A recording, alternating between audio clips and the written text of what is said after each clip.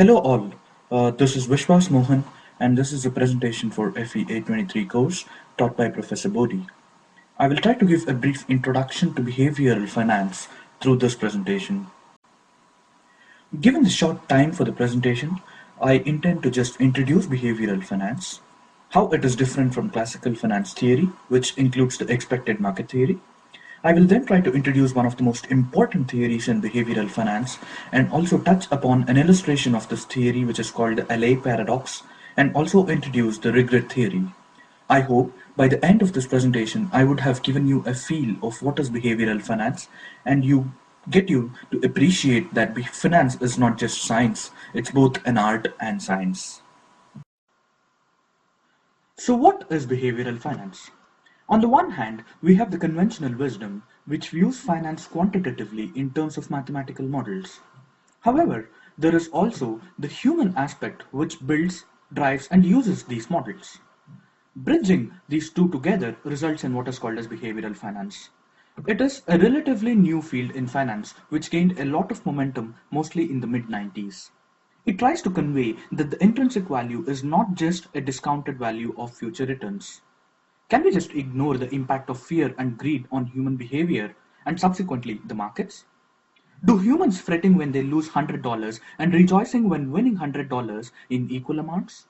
Behavioral finance tries to answer many such questions. Though many theories have tried to show behavioral finance and efficient market hypothesis arguments may coincide at many levels, there are a few fundamental differences between these two approaches that we need to understand. While the efficient market hypothesis assumes that investors are rational and are informationally efficient, behavioral finance argues otherwise and believes information biases, which we discuss as we move ahead in the presentation, tend to make the market inefficient. In traditional framework with rational agents and no frictions, a security's price equals its intrinsic value, that is the discounted sum of future returns. The underlying hypothesis that price reflects its fundamental value, as we all know, is known as the efficient market hypothesis. If the market is efficient, there is no arbitrage opportunity. If there really exists any such arbitrage opportunity, as we've discussed in class quite a few times, it will trigger an immediate reaction from markets and the situation tends to move towards what can be called as an equilibrium. However, empirical evidence shows that assets can deviate from no arbitrage values for a long time. For example, some stocks have been overvalued or undervalued in the past. An often cited example of overpricing is the internet stocks. One of the reasons for why efficient market hypothesis is challenged by behavioral finance evangelists is that information has biases. Let us now briefly look at four of the more important informational biases which can lead investors to misestimate the true probabilities of events or associated returns. Experiments run by scientists Kahneman and Tversky have shown that people tend to weigh recent experiences and decision making more compared to prior beliefs and tend to make extreme forecasts given the uncertainty in their information. Overconfidence. One study of stock analysts revealed the following.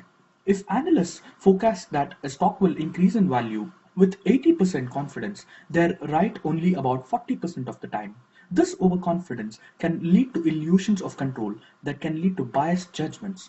Investing too much in investments about which they know too little, taking undue risks, and failure to realize that they are at an informational disadvantage to institutional investors. Another example is boards being extremely confident of the CEOs that they choose, or even firing CEOs even though the entire industry is going down. Conservatism bias means that the investors react slowly to any new information that they get, giving rise to momentum in stock markets.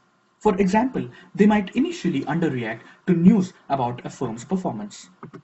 The notion of representativeness holds that people tend to ignore the statistical significance of any experiment and extrapolate the results to general population, though the sample sizes are not necessarily representative of the entire population. One of the most important theories in behavioral finance is the Kahneman and Tversky's prospect theory, which was published in 1979. This theory talks about how people make choices. One of the very good stories that leads up to this theories is the one told by Professor Paul Samuelson. In 1963, over lunch, he asked one of his colleagues, "Let's toss a coin. If it is heads, I will give you $200, and if it is tails, you give me $100." The colleague said no. But when there was an offer to repeat the experiment 100 times, the colleague said yes. Paul Samuelson went back, realized that, thought that the colleague was irrational, and wrote a paper on this. The expected utility theory says that every extra dollar gives us extra utility, though this increase diminishes after we cross some wealth. That is, the increase in utility is not the same after a certain point. On the other hand, the prospect model proposes that when we have the value plotted against the wealth, this function will have a kink at a point called the reference point. This represents one's current wealth. What it means is that one would value an amount more when it is a loss than when it is a gain. For instance, my chances of winning $200 will not offset a loss of $100 that I might make. So the weights needs to be different for gains and losses. An extension of this theory is the weighting function, which talks about probabilities being distorted due to many reasons, some of which we have already mentioned before. LA paradox is a choice problem designed by Morris LA to show an inconsistency of actual observed choices with the predictions of expected utility theory. Since I cannot run this example live, let me use the example which was conducted in one of the classes in a major university. The students were offered two options. First, a 25% chance of winning $3,000 or a 20% chance of winning $4,000. 35% of the class chose $3,000 while 65% chose $4,000. Then the option was modified. 100% chance of winning $3,000 or 80% chance of winning $4,000.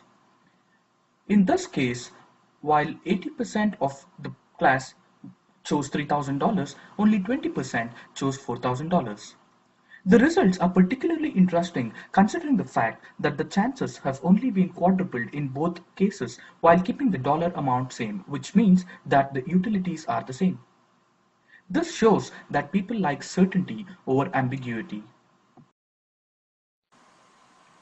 As a great quote from Mark Twain said, 20 years from now you will be more disappointed by the things you didn't do than by the ones you actually did. Regret is a strong human emotion, and it can come into play with investments too, and how one invests. Fear of regret may drive someone to buy the latest hot stock because of the fear of missing an opportunity. People tend to sell stocks when prices go up, thinking that they might regret not having sold it if the prices go down. This is not rational approach. Regret theory assumes that agents are irrational but base their decisions not only on expected value of payoffs but also an expected regret.